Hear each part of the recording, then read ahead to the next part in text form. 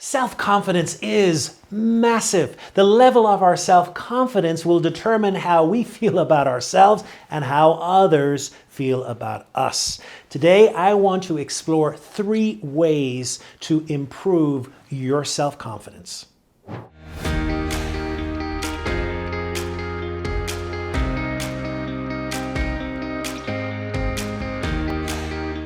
You know, Charles Dickens wrote The Tale of Two Cities. Today, I'm going to do the tale of 3 people and how what they did changed their self-confidence. Stay tuned. So the first area is about our posture and how we are showing up. Amy Cuddy, who's a research scientist from Harvard Business School, really has been instrumental here looking at how our posture influences the mood we feel and how we show up. She's done some really interesting research. Now, some of it got a little controversial because she made some claims about differences in hormonal levels which couldn't be replicated. But overall, the core of our research was that the posture and the stance we take impacts how we feel and how we perceive ourselves to feel has absolutely been replicated. Now, let me tell you the story of Tom, who's the first person of our trio today. Tom, came to me a few months ago and we were in a coaching discussion. He was talking about, how he felt at times he really lacked self-confidence. He really lacked that at times in showing up in certain meetings that he just kind of wanted to disappear, is the words that he used. He didn't feel empowered and in many ways he wanted to feel a little more invisible. So one of the things that we know from our posture is that when we feel self-confident, when we feel more confidence, the more space that we take up. When we feel less confident, when we feel threatened, we take up less space. It's kind of like the tortoise, kind of what happens whenever we feel on the defensive. That's right, our head goes into our shell and we kind of curl up and we disappear. That's how some people feel. And so what Amy Cuddy suggests is that before we show up to an important meeting is that we should try and do some power poses. And by power poses, she means take some postures, some poses in which we stretch our space out so that we can begin to feel some of the energy that comes from that wider space. And so she has this coming like a Superman and Wonder Woman and stretching out. And the evidence is really wonderful for people who do that. Before a certain activity, their perceived levels of confidence go up. I read a research science report a few months ago from a researcher in Hong Kong, and they were talking about older citizens who were learning computer skills for the first time. And of course, they were all very nervous. And so with half of the control group, what they did is they made them power pose before they did this task, and half did not. And what they found is those that power posed, because of their perceived levels of self-confidence, were able to adapt to the new technologies in a much quicker and faster rate than those who had not. Amazing. So let's go back to Tom. So I suggested to Tom, look, let's try this. Let's try and work on the way that you're showing up, the posture.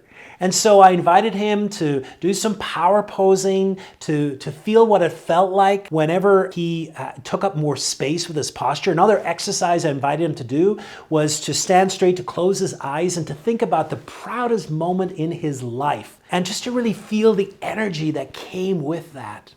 And to try and embody that whenever he walked into the meeting. And what's interesting is the feedback that I got was that for Tom, it began to make a difference. That in some way he felt different when he did this, and he perceived himself to have more confidence and was more willing. And in time, he even made comments about how he began to ask questions for the first time. He made a few comments which he had never done before because often he was just quiet as a mouse. So if you want to increase your self-confidence, look at your posture and try a little power posing, which might increase your level of how you feel. Number 2 is all about the goals that we set ourselves. Sometimes if you're like me, I set myself a lot of goals. Let me tell you, trying to reach those goals at times is very difficult. And if I'm honest, what happens is that I make these goals and then I reset them and I reset them and I reset them, and you know where I get?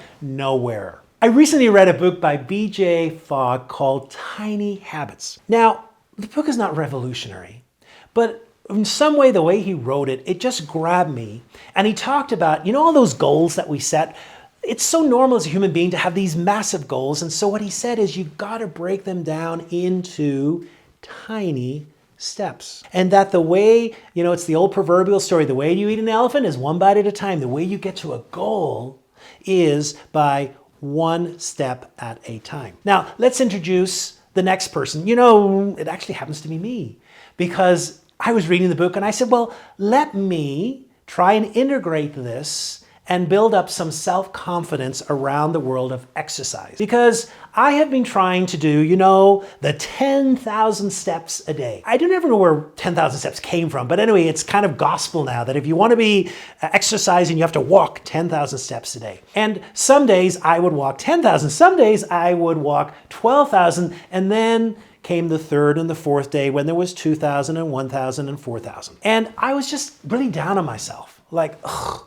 When will this be a reality? And so I kind of took the philosophy of how can I break this down into the day? And so here I was trying to find an hour of my day when I would go walking and get my 10,000 steps. And some days I did, other days I didn't. And I said, well, how would I go about it? So I thought about the way I work. I use the Pomodoro technique, which is a way of focusing in on work that you need to do. The way it's set up is this. You do 25 minutes of focused work, you take a 5-minute break, 25 minutes, you take another 5-minute break, 25 minutes, 5 minutes, and 25 minutes, and 15 minutes. And you do this a number of times a day. I found that I'm much more productive when I do this. So I said, how can I use something I'm already doing into the world of steps? And so normally when I had my 5-minute break, you know what I did? I surfed the web. I caught up. And I said, you know what? I'm not going to do that. I am going to walk around the house. Yeah, as ridiculous as that sounds, I'm going to get out of my seat from the office, go to the kitchen, walk up and down the stairs for 5 minutes. And I did that. And I kept doing it throughout the day. And what I found, get this, is without having my hour of dedicated walking time, I still got 7,000 steps in, almost towards the goal. It was such an enlightening, I came away from it feeling so empowered. So if you are lacking confidence because you have set yourself goals time and time again and have never reached them, take a leaf out of this book and try and create tiny, tiny steps that you know that you're going to do. And I think you'll be amazed at what you can accomplish and the increase in your confidence. Now, the third point is speak well to yourself. So much of our self-confidence is based on how we speak to ourselves. We have that inner voice, and if you're saying, what inner voice? That's the inner voice. And that voice has a way of speaking to us, it uses words, and can make us feel in certain ways. And so it's incredibly important for us to analyze just a little bit, how are we speaking to ourselves, and how is that impacting our self-confidence? Now, enter third person. This is Julie. This is someone I worked with about a year ago, and Julie really reported that a lot of our self-confidence was based on the way that she spoke to herself, or lack of self-confidence. And that she was always, she was, in her own words, her harshest critic. That no one would go harder than herself. And so what I suggested was that we take an approach to really examining and deconstructing the voice, that inner voice, and what the message was. And I think there are 3 ways that we can do that. Number 1 is we become aware. So we become aware of what that voice is saying to us. To keep a little journal almost. What does the voice critique us for? What are some of the things that it says to us? What are the ways that it says it to us? Is it a type of voice? Is it a woman's voice, a man's voice, a child's voice? What kind of voice is it? Is it loud, soft, harsh? All of those details become incredibly important. Then the second part is to explore. So we dig in a little bit deeper. We explore, have I heard this voice before? Where might this voice come from? And is this voice being repeated for a long time over our lives? And then the third is to replace. So sometimes we just have to decide to replace the voice, to come up with an alternate message, to grab ourselves when we're in the fix of this voice. Sometimes that replacement is the acknowledgement that the original voice was something that was good. It was trying to protect us. It was trying to keep us safe. And sometimes it's replacing them right out of our mind and replacing them with new words, positive words, words that inspire us. So let's go back to Julie. One of the things that Julie was working with was a lack of self-confidence, especially around speaking. And she really had a fear around public speaking. And she had this inner voice. The inner voice is that people are going to laugh at you. And so I asked her, as you explore that voice, what do you notice? And can you think of any situation? And amazingly, she could think of a situation. She could think actually back to her high school when she was in a diving competition and she belly flopped a dive and went horribly wrong. And her lasting image was people laughing at her. So it's not surprising. Wow, what an experience to carry with you. And then trying something new, of course we can relate. Well, you're going to belly flop again. This is going to be a disaster. People are going to laugh at you. And so what we worked is different ways of recognizing that really what this voice was, it was protecting her. It was protecting her for belly flopping again. It was protecting her from fail. And we realized that that wasn't serving her. Instead of focusing on what could go wrong, we began to put a lot more energy into what could go right. What if I hit this talk out of the park? What would happen? Now, it's a long and it's a slow process for some people, but it certainly begins in a way of recognizing and beginning to change that voice. So there we have it, 3 different stories and 3 different ways of boosting our self-confidence. Our self-confidence really determines a lot. It determines how we show up.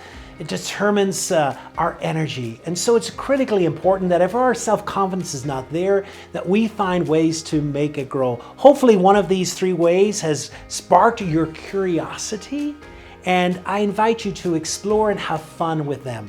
If you've enjoyed this video, I invite you to subscribe and to click the bell below. You'll get notified when new videos are coming up. And if you want to dig a little bit deeper into that 3rd topic and approach that I talked about today, I invite you to watch the video next, which talks about how to deal with that inner critic of our voice.